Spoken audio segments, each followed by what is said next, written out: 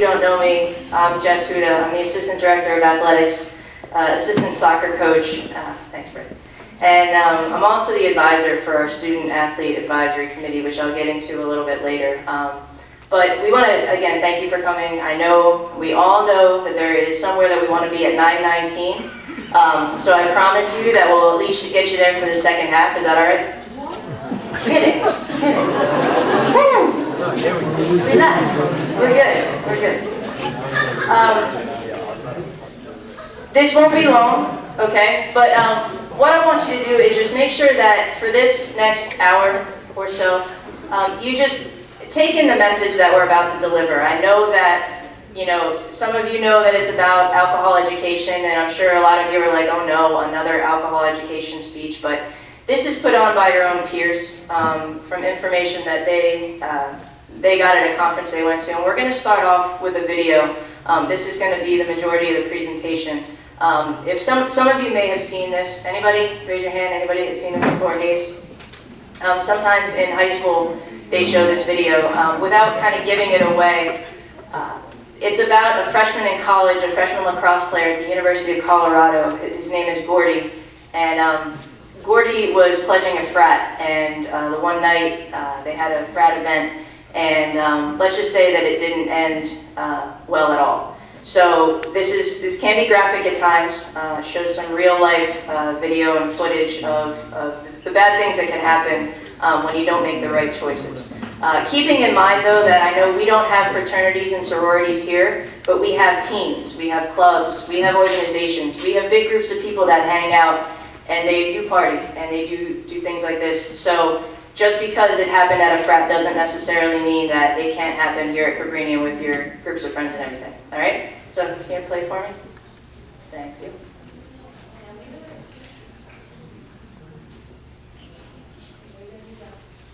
Every year, college campuses across the country subject the state to more than 1,700 deaths caused by alcohol misuse, binge drinking, and hazing. I'm Robert Penn. I'm an actress as well as a parent of 2 teenagers. My children are a few years from entering college, but my concern for them is real and justified. In late 2004, the tragedy that involved incoming freshman Gordy Bailey fell especially hard upon the University of Colorado. A hazing incident that shook the foundations of higher education across the country, but not nearly enough. Gordy's story, similar to so many others, needs to be told, and the social influences affecting our young people, their behavior and safety, need to be understood. Hayes was created with the hope that young adults, parents, and leaders in this nation will wake up to this crisis.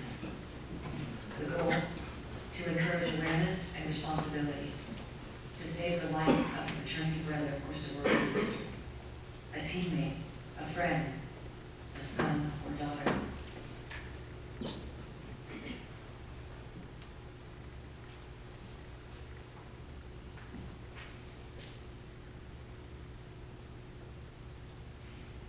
One of the hardest things for me in thinking about Gordy is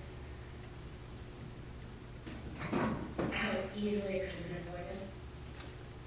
I mean, honest and truly, it was such a senseless, irresponsible act on the part of a group of college students, but it's not so surprising. I mean, all the elements of fraternity life were there.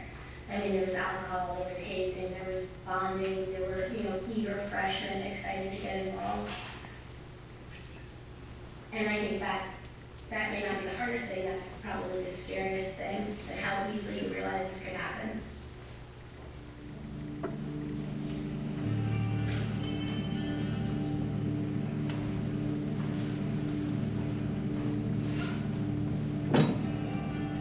My name is Jason Blumen. I'm an operational supervisor and a team leader for Pride Mark Paramedic Services, as well as a public information officer for Boulder, Colorado.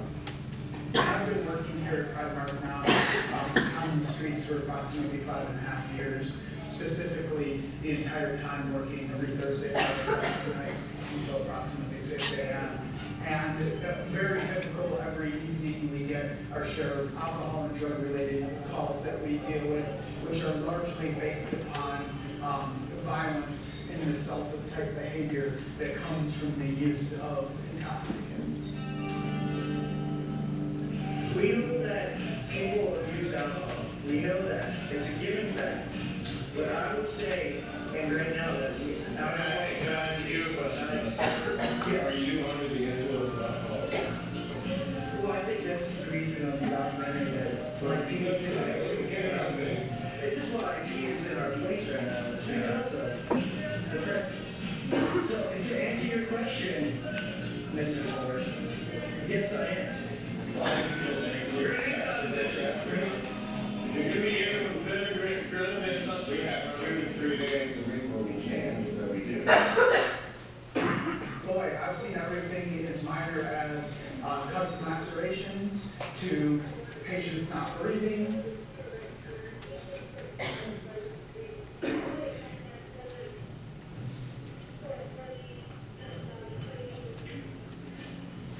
The call that they just dispatched is a call at the CU Rec Center for somebody passed out, unknown whether this is alcohol or drug related, but I'm thinking we'll probably head that way and see what's going on, if that works for you guys.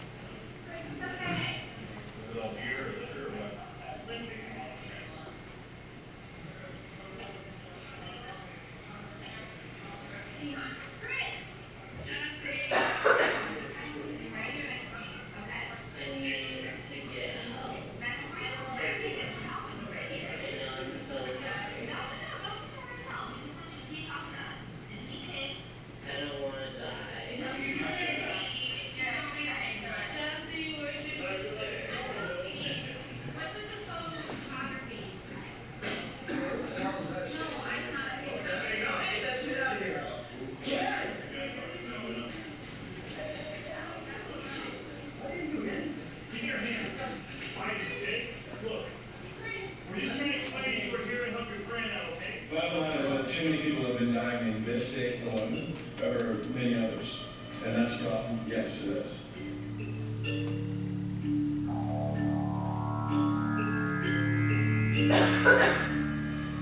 So alcohol is a substance that really has profound effects on virtually every organ system in the body. There's no question about that. If we could somehow eliminate alcohol altogether in our society, we'd see crime drop tremendously, we'd see a lot of problems drop. There's the cortex of the brain, the higher part of the brain, controls your thinking, judgment. Clearly that is affected by alcohol. Then there's the part of the brain in the back of the skull, the cerebellum, which controls coordination. We talk about the difficulties of drinking and driving. It's because of coordination. If someone has trouble walking, again, the effect of alcohol on the cerebellum. Then there's the effect of alcohol on the brainstem, the lower part of the brain, which is the most primitive part of the brain in the sense that it goes back to our ancestors evolutionarily.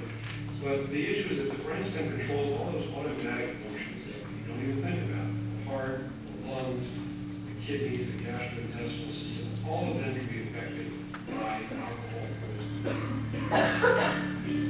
And in the end, your heart rate and other parts of the cardiovascular system are affected in a way that you literally can just die from those effects of alcohol directly without even invoking complications like vomiting and aspirating contents into the windpipe. Emergency. Hey, I need to get a Hello? Hello?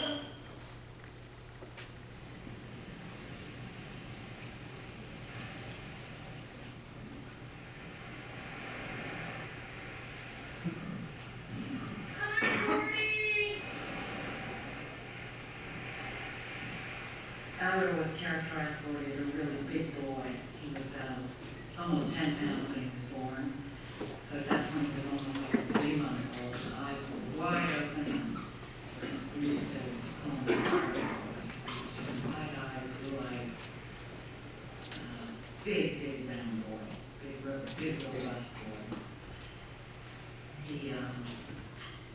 like any typical boy, he was very, very rambunctious and always very busy and running around, jumping off chairs and tables. Hi, I'm Gordy Bear from Gordy Bailey's, the reality barrier. And if you've never done one on my way before, you've never lived. Oh, baby.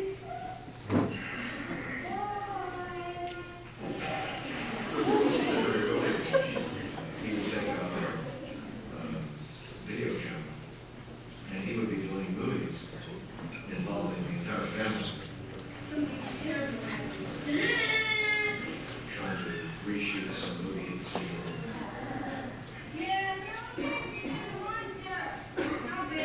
Whatever he took on, he would sort of study it, learn it, and try to make himself be the best at it.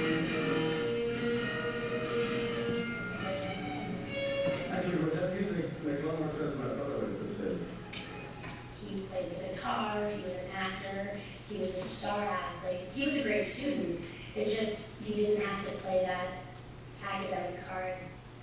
We would be sitting in the library studying for a test, and he would have to run back to watch a game or something on television because that was important and that was something that he knew would leave more of a lasting impression than the grade that he got on a math test or a Spanish test. He was sort of into everything. First in line, first to show everybody what to do, how to do it. I like to try lots of different things. I think about people, families. I use the stencil, and that's a perfect circle. When I draw the head of the man, but I'm really more known for cats. I draw cats. Here's one, large cat. And people, pretty good too.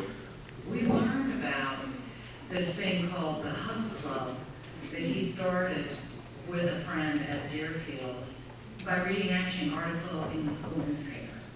Everyone who knew him just loved him. I mean, he was just he was just a warm guy who didn't have any reservations in getting to know anyone. He was good and best in friendships.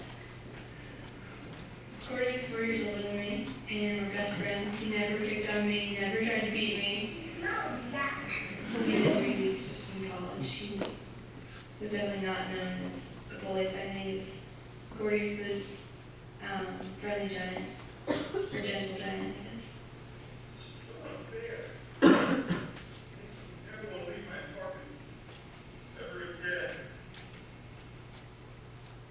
It never occurred to me that he wouldn't be able to handle a situation or go out there and be on top of his game like he was in any other situation. But I have to say, I had absolutely I really didn't know any worries. Yeah. I didn't hear what you said. There's someone right now. What do you need? Need to get an ambulance? Where are you? I'm in Boulder. Where in Boulder? Give me an address. 080 14th Street. 1080 14th Street? What's going on? We got a guy who's passed out. He drank way too much and we found him this morning. Drinking explicitly with the motive to get drunk. I think that's has increased over the years. Almost half of college students binge drink and use illegal drugs. 22% of America's college students meet the medical criteria, the medical diagnostic criteria for alcohol or drug abuse or addiction, which means we have a major public health problem on the nation's campuses. There have been remarkably consistent findings that 44% of college students are what we call binge drinkers.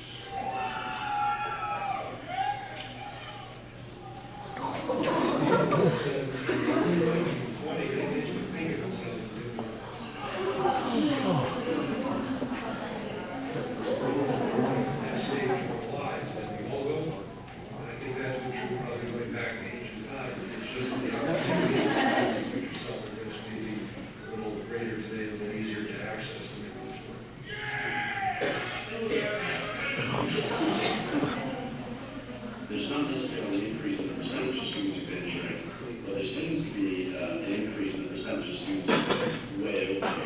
The number of students who binge drink dangerously, where we're talking not about Henry Wexler's 4 or 5 drinks at a sitting, but rather 10, 15 or more drinks at a sitting, that number has increased significantly. You've got a small subset going crazy when they drink, and that subset is just going crazier and crazier. 40% or so, who when they binge drink, they have between 5 and 9 drinks. About 25% or so are having between 11 and 15 drinks. And then about 20 or so percent are having 15 or more. And so it's that 15 or more in a session, those kids that scare us. There's just nothing you can really do once you have 15 drinks in your body. You're along for the ride, and you're going to live or you're going to die. How much did you guys drink? This is not a generation that is disposed to marching in the streets and carrying placards and sitting in on buildings and demanding social change. They are acting out that reaction in a very different way.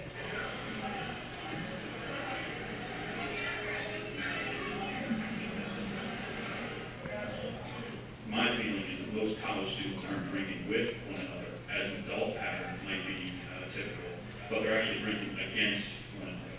They're playing drinking games, and drinking games are not things that promote moderation.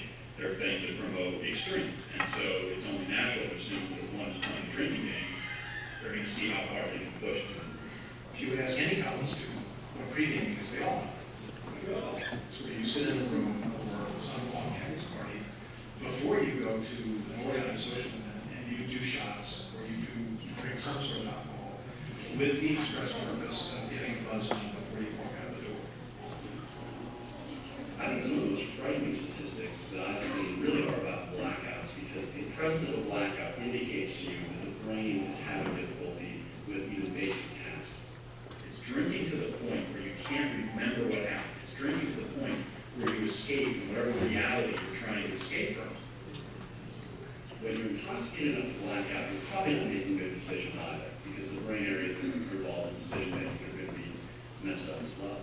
And I often hear it among college women who will say things in focus groups to us like, if I have sex while I'm drunk, I'm not given a bad reputation. But if I have sex sober with more than one partner, I get the reputation of being a slut. And those are amazing things, that they're associating drinking and getting drunk with absolving themselves from responsibility. Rates of sexual assault are just off the charts. I mean, there are different estimates, but about 25% of females will be sexually assaulted before they leave college. 1 in 20 will be raped before they leave college. So these are just frightening numbers. If it weren't for the consequences, there wouldn't be a big deal about drinking. But the reality is that while it's fun for students when things go well, there are a lot of consequences that come from drinking at a young age. A lot of times you drink to get drunk, and I think a lot of high school and college students have the same mentality, but you can't die from it. It's that serious. You can die because you want to go out and get that drunk. And you want to be the person to have that story the next day, which is sad, because there's so many people who will drink like that, just to be like, oh, I got naked and jumped the bushes and I ended up in Canada, who knows, Is he breathing? Oh, I don't know, he's not waking up. How do you know he was drinking? I got back last night and they were a bunch of them were all drinking.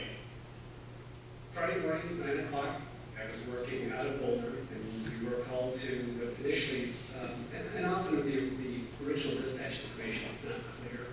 And so it first came in as this may be alcohol poisoning, and then it comes in unconscious, unresponsive, but maybe not breathing. Is he blue or cold?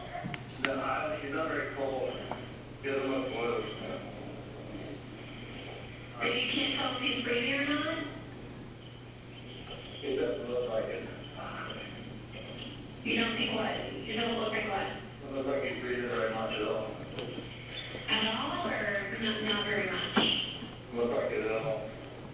Do you see his chest or anything? Well, he's lying on his chest. Okay, can you turn him over on his back? Hang on.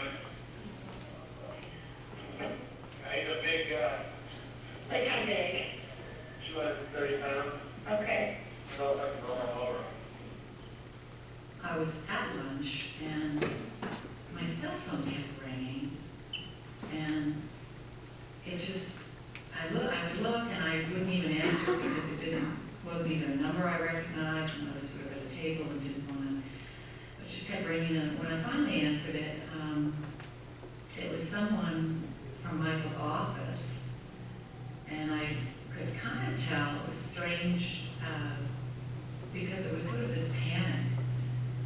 As soon as we get to the foyer, there is a police officer coming out. The police officer says, it doesn't look good, or I think he's dead, or things are bad, something along those lines. We're directed into a library, that's what they call it, with a heavy books. Some empty couches, and this kid face down on the floor. And you do this long enough, a lot of times you don't need to get close to somebody to realize that person's dead. Wow, this guy's almost stuck to the floor. Rigor mortis had started to set in. He's not breathing very well. He has a bomb out of his face. There's no pulse. And it was clear. And there's nothing we can do for this kid at this point. And the first thing you think is, you still got some more time. You're thinking, he's just hurt, or he's in hospital, I've got to get there, and you're saying he's already gone. It's so devastating. You just can't even believe it. I went into shock. I don't remember a whole lot after that. We spent a lot of time, much longer than we usually spend on a call like this, but probably 20 or 30 minutes just trying to get kids up and awake and moving to find out who else can drink. In the kitchen, there were no horizontal surfaces that didn't have an empty alcohol container. The basement had what looked like it was sort of a ritual altar with chains. And what is going on? What are these kids doing? And then we find another room and another room. Oh, so-and-so lives in that. It was amazing. They thought he was drunk. They thought he was passing out. They laid him down on the couch. They checked on him. They did all the stuff that you're supposed to do to be good fraternity brothers when you got a guy who passes out, except they drew all over him with magic markers, which is also part of the culture. You think he's gonna wake up in the morning and be like, oh, what's it at? I should not have drank that much. Like, look at me, how am I gonna get this sharpened off? Like, kind of joke something, think he's gonna pass away, and then, that's the last memory of your friend is coloring him in, or writing a penis on his face. If he had writing on the back of his calf, my guess was he had writing everywhere else besides his face. My concern was that a lot of that had been smudged off. And so who knows? Is it a kid who's doing this when he's intoxicated? Or is it, not only did these guys not call for help for this kid, but they're somehow trying to clean him up. My mom called and was crying, and I immediately asked about the cats. I certainly didn't expect anything about my brother. And when she said no, that was the next thing I asked. I said, what happened? Is Gordy okay? I was trying to be very strong for her, and she was screaming around in the background. I was in the stupid airport. It was really hard. And when I finally got to her, we were no longer panicked. We were just grief-struck. And just hugged and cried all night together. The hardest part was when the rest of his whole family came to Colorado, except for his mom, and helping them pack Gordy's stuff and move him out, in the span of a month. And then you have to face the family. Try to explain to them, why their son came to college and died in a month. Mad isn't where I can spend a lot of time. My job from the day 40 died on was to be a good mother to Lily, not fall for it, not lose it. I'll have her remember the day she lost her mother. You know, like shared memories, it's kind of trying to tell them that, you know, their nephew, their son, their cousin didn't just die in vain, that sort of thing. You know?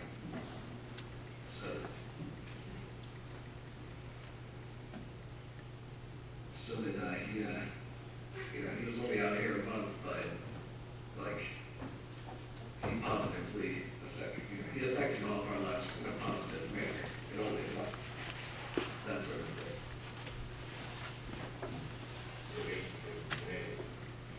A little bit. I've been at this directive or conversation with anybody in a while. It's brings back some memories, that sort of thing.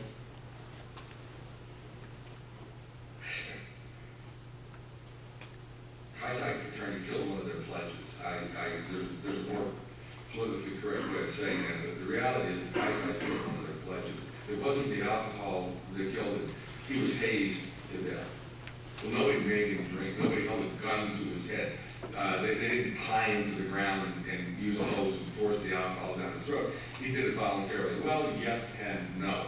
There's a psychological reality that takes place, and it has to do with the power relationship between people who have lots of power and people who don't have any. Hazing is a process based on a tradition used by groups to maintain a pecking order or for discipline. The activities end up being humiliating, demeaning, degrading, physically harmful, and psychologically harmful. It's done in all sorts of employment settings, it's done in high schools, it's done in colleges, but the most significant events that result in severe injury and death tend to be in college settings. Hazing is a head game. We want to stress you out. We want to prove that you can take it. So it's the psychology of hazing that really drives the perpetrators to do it and the victims to accept it, because they have to prove that they can take it and they're going to be better human beings for tolerating it. If you were to go around a campus with some sort of problem detector that got louder as you get closer to the center of the problem, you would probably go crazy in fraternity houses.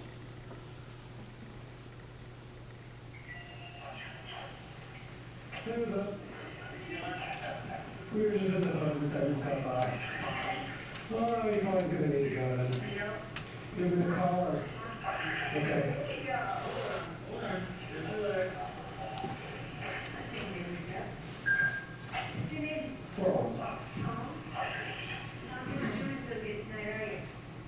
Six drinks in 10 minutes? Doesn't it seem like a lot to you? Hey, why'd you all this way? Okay. You really don't know how much this infiltrates our culture until you start paying attention to the topic. Oof. You sure there's only 6 drinks? And if you were to put Google alert on alcohol poisoning or hazing or binge drinking, you would be amazed because you'll get 40 or 50 a day. And you'll see when deaths occur, and you'll see how it's impacting families on a daily basis. You know, a lot of times we get to college, their kids first get there, they're freshmen, they don't really know how to handle it, they're in an environment that's totally new. Most people won't go to boarding schools, so they're not used to being away from their parents, so it's kind of, they kind of get a little nuts. Every year, America's college campuses, 700,000 kids are injured as a result of alcohol abuse, and 1,700 kids die as a result of alcohol abuse. 400 plus deaths related to alcohol alone, alcohol poisoning. 11% of people had unwanted sexual contact. 1% had rapes reported or unreported. Assaults, 11%. Scrapes with legal system, somewhere between 16 and 23%. At Dartmouth, which is an undergraduate population of 4,400 students, they were averaging, to my research, this 200 hospitalizations a year. Military College, 2,300 undergraduates, pretty, quiet on campus in most respects. 100 students a year were going to the medical center for alcohol detox. At Little Hamilton College, there were 7 in one weekend. Alcohol is a thing, so there are people who will hurt themselves and not know it almost, because the alcohol is such a potent painkiller. And so, falls off the roofs, we do that commonly. Sexual assaults are common, assaults are very common, falls are very common, just because drunk people swim. It was a bizarre experience to see that happening, to see other students kind of viewing it as, if not routine, at least something that wasn't so horrific that they could view it.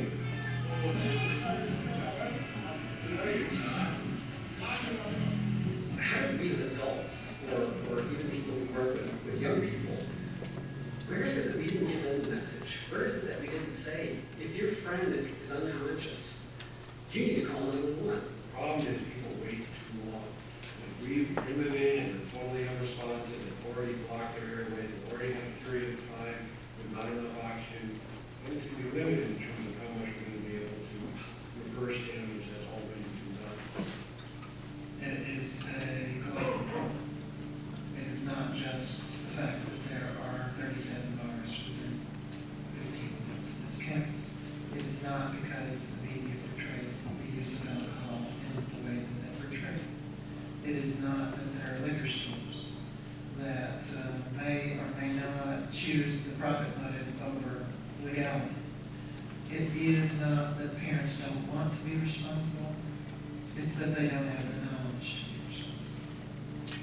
It is a learning process. It's a part of life in college, a very specialized part, where you go away from your family and you are now personally responsible for your actions and the consequences of your actions.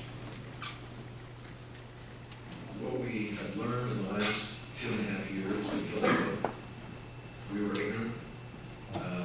We think what we know now can save a life.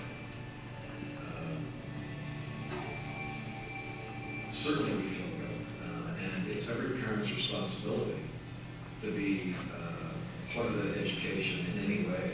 That's a natural parenting instinct, not to let your child out in the world without the proper background. And I think we acknowledged that in the very beginning when we played a role here in not providing the proper education. And that's why we want parents to learn from our tragedy. Everybody thinks it's not going to happen to them. We were in that crowd. It wouldn't happen to us. Definitely the hardest part is to think of him on that couch for hours, nobody helping him. And the thing that makes me mad is that he was found on the floor, face down. And somebody could have called for help, and this wouldn't have happened. The need for cultural change, that message that kind of reaches beyond just their disability. It's for other people, because I don't know, you don't understand the feeling, I guess, until you wake up and know that you had 6 hours to call 911 and you were too ignorant, too scared, too whatever to make that call. A mother losing a child can't do anything but feel like you've done a bad job. Your job is to protect your children. And I'll always feel a certain responsibility and a certain sense that I let him down. I let him down. The hours that he sat and needed help is really hard to live with. This was so preventable and so tragic the way that it did. The bottom line message is, if you see a friend who's impaired and you think maybe in danger, call for help. Gordy would be with us today if somebody had called for help.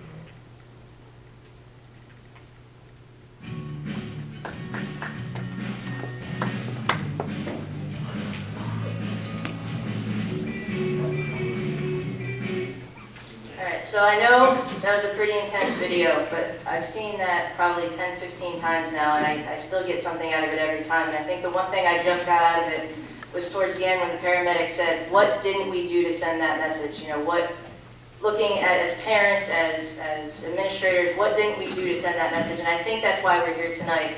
Back in January, a team of your peers, your teammates, came with me down to the Apple Conference in Virginia. We go every year. And what that conference does is it brings together a group of student athletes from all different divisions, 1, 2, and 3 schools from around the country get together, and we just sit and discuss topics like this. It's more of an education, it's not a dictation. They don't sit up there and say, don't do this and don't do that, because in all reality, we know what's going to happen. We know what you do, we know what happens on Thursday nights and Friday nights and Saturday nights. But it's not what, it's how can we change, how can we send that message, what can we do differently at Cabrini so that this doesn't happen. So, through this conference, the students sat through some great presentations, a lot focused on alcohol and drug abuse and substance abuse and how it affects athletes, how it affects your bodies, what it does to you in season, out of season. So what I want to do is I want to bring those students up right now, the four that came with me, who are going to do the presentation. So guys, why don't you come on up?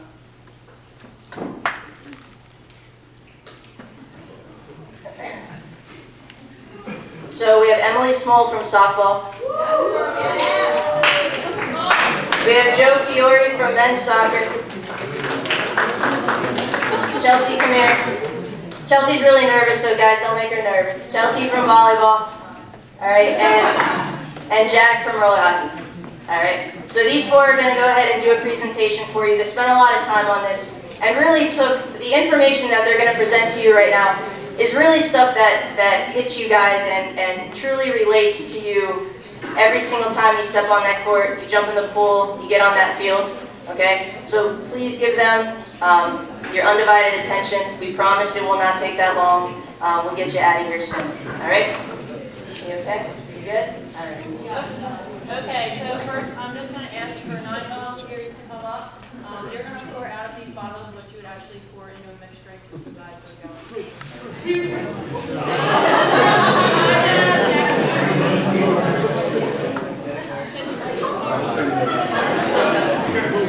Can I have somebody from men's lacrosse, please?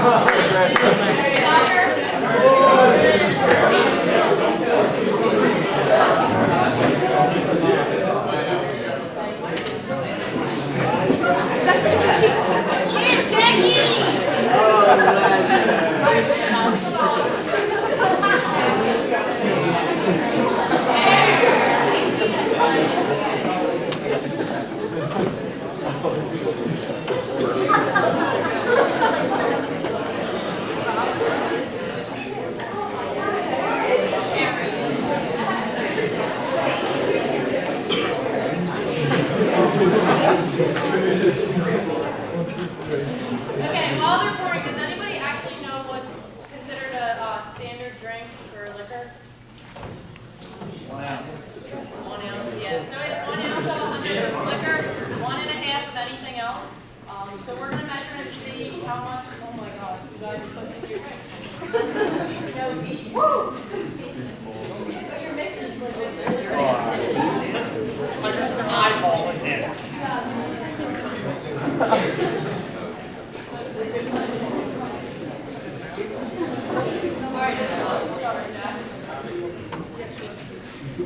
Okay, so I have a 2 ounce measuring cup. We're going to see how much Jackie's covered. So Jackie's almost at 3 ounces. So she has about 4 of standard drinks in just 1 solo cup. Yeah, Alright, this we already know is over, but here, I'll do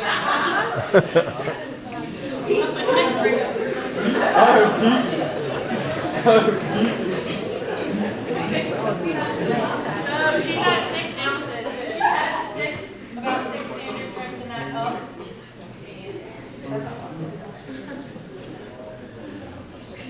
Christine had 6.5. You guys.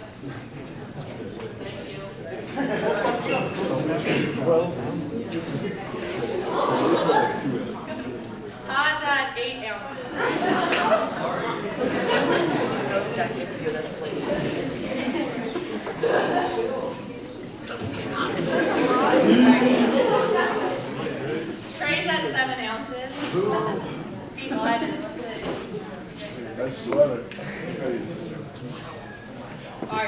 at 9 ounces.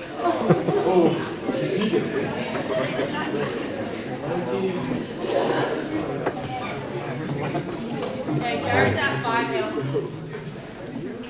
So nobody actually poured anywhere near to what's in a standard drink, and that's kind of the issue that they brought up at the conference.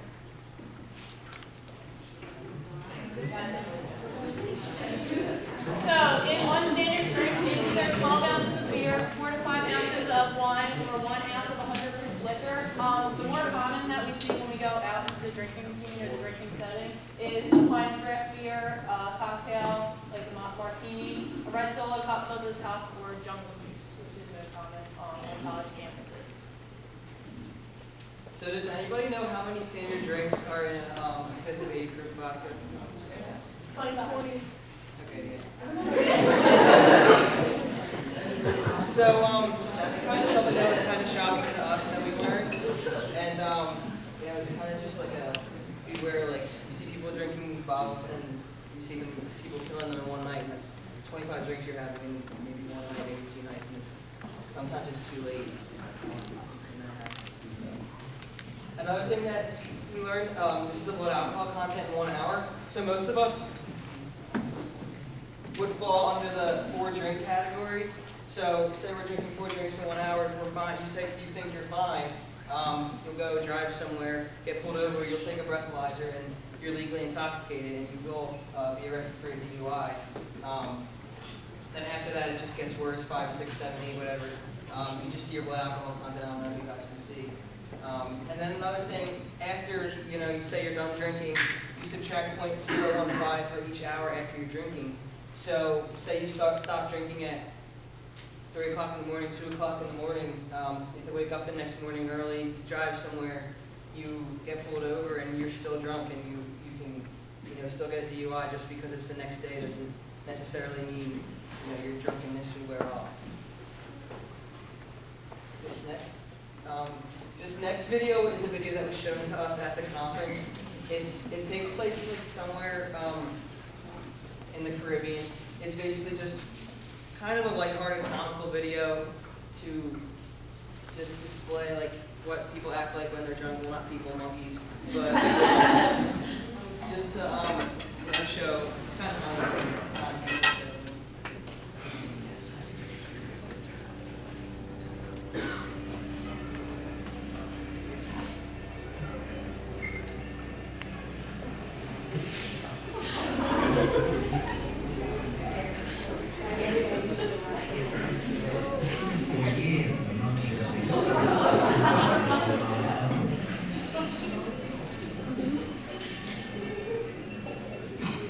Just as we vary in our taste for alcohol, so do the monkeys.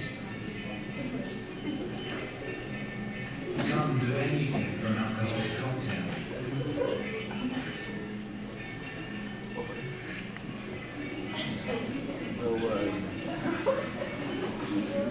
But just as some people are teetotal, so are some monkeys. These reject alcohol in favor of soft drink.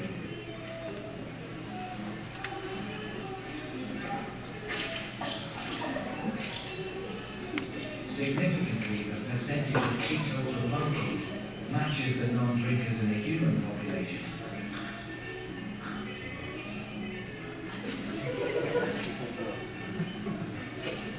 In line with human habits, most drink in moderation. 12% are steady drinkers, and 5% drink to the last drop. The similarity between us shows there's a liking for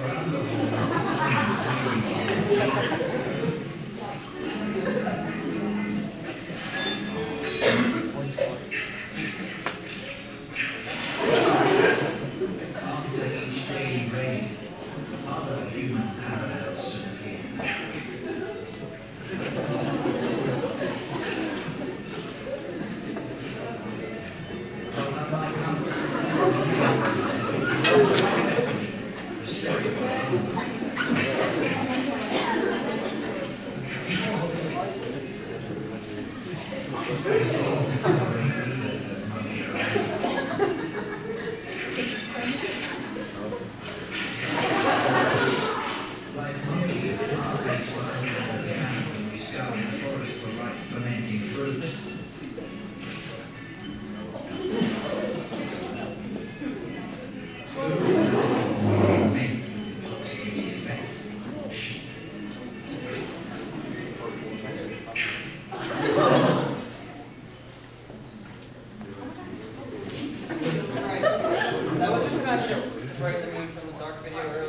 It was, like they were talking about in the video, just drawing parallels. We've seen people at parties and, stealing alcohol, that's even a bad one.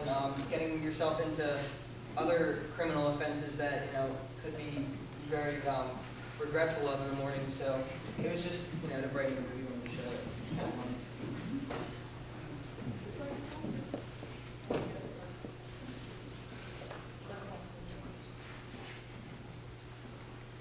Okay, so this is a graph that they showed at the conference.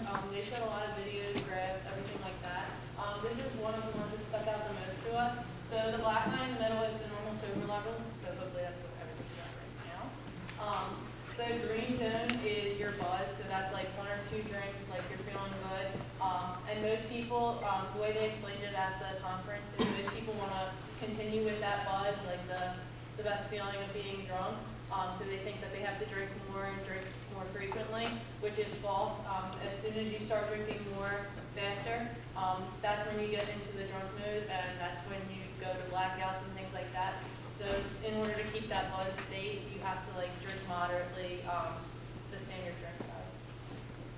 And then they showed another video on tolerance, and this really hit home with recruiting. So a lot of us do have overnight recruits that we take out most of the time. But it was a video basically relating back to Pavlov's theory, so I know most of us know that. That's like the dog with the bell drooling when it sees food. So it basically said if a student drinks in the same room with the same friends every Friday night, they're conditioned to those cues. So they're conditioned to being around the same group of friends, the same place, so Cabrini, with the same people, and their tolerance builds up. But as soon as they're brought into a new environment, so a new school, so if you go visit like Kutztown, Penn State, or anything like that, you're in a new environment. So that's like the high schoolers coming to visit us. They're used to being at home with their friends from home and drinking with them so they can handle a certain amount of alcohol. But as soon as they come here, they think they can have the same amount when really their body can't handle it because it's not used to being here, not used to being around different people, a different crowd.